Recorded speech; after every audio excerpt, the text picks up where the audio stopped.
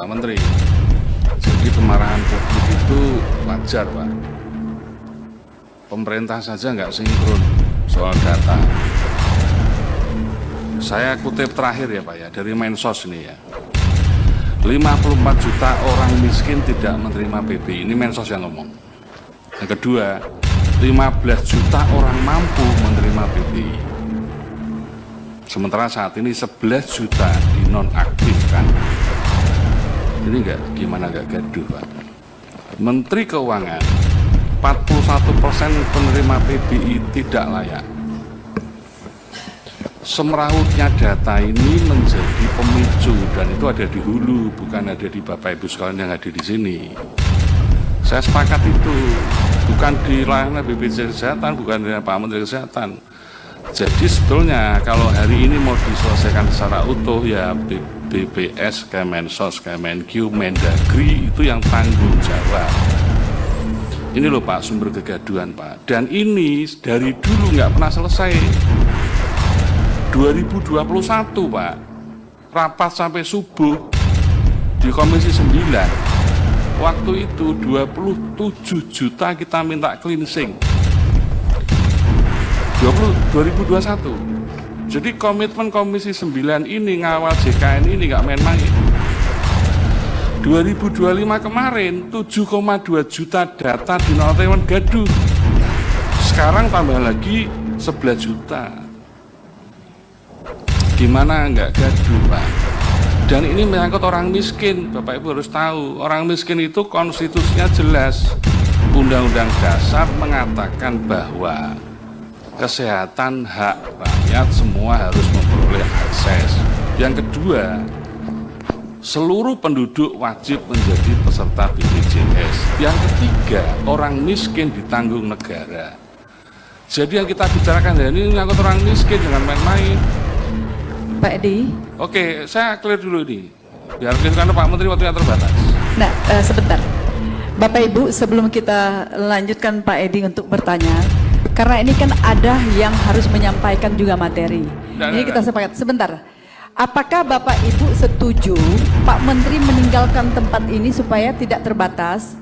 Atau Pak Menteri mengirimkan wakil menteri untuk lanjut ke rapat? Saya lempar kepada Bapak Ibu sekalian.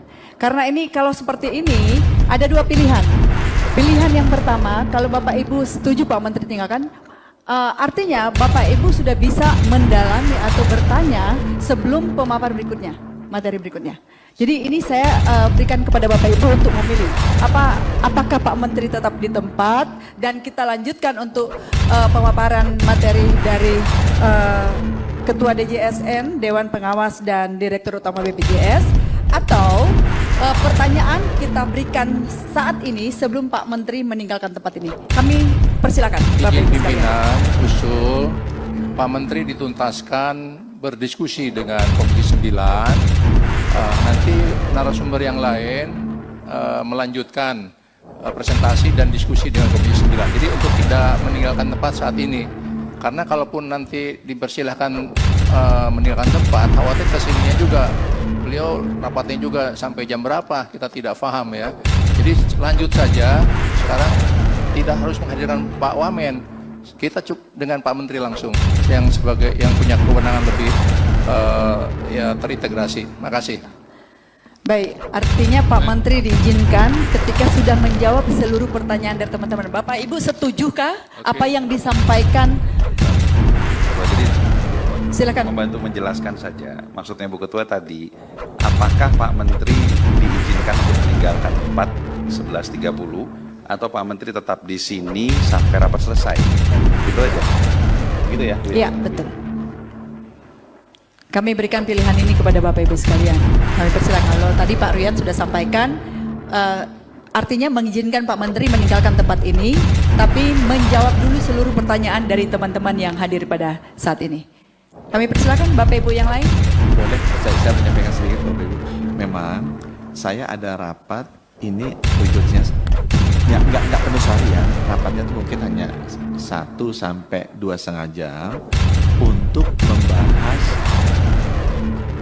bencana karena pencairan subsidi bencana ke nakes-nakes di daerah bencana itu nggak dari saya. Jadi saya udah dorong supaya mereka sebelum puasa itu bisa rumahnya dibangun kembali di Aceh itu. Cuma ini kan ada masalah birokrasi yang harus diselesaikan dan Kementerian Kesehatan udah maju. Jadi saya ingin sekali menyelesaikan ini pas kebetulan dipanggil oleh menteri-menteri untuk menyelesaikan masalah ini karena ini jadi prioritas.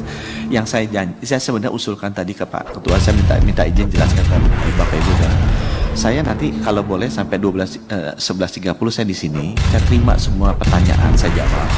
Nanti saya ke sana sebentar aja untuk menyelesaikan rapat, memastikan itu orang-orang nakes-nakes kita yang di sana itu rumahnya bisa dapat sebelum puasa atau seenggaknya sebelum lebaran ada uangnya cair. Nanti saya janji akan balik lagi ke sini kalau boleh meneruskan kembali kalau ada kurang. Sehingga selama saya pergi bisa teman-teman dari BPJS sama DJSN yang mengisi dulu kalau diperkenankan.